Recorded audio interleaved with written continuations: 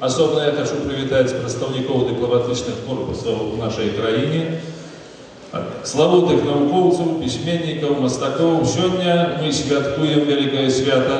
Да гэтай выставы мы ішлі 1000 гадоў. Гэтая выстава адбудзецца раз на 1000 гадоў.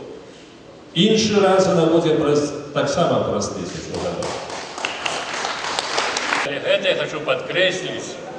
Гэта быў сапраўдны Еўрапейскі саюз, Еўрасаюз, куды ўваходзілі беларусы, украінцы, ліцвіны, жмудзіны, масквіцяне таксама частку ўваходзілі. Гэта быў Еўрапейскі саюз. Зараз мы імкнемся ў новы Еўрапейскі саюз.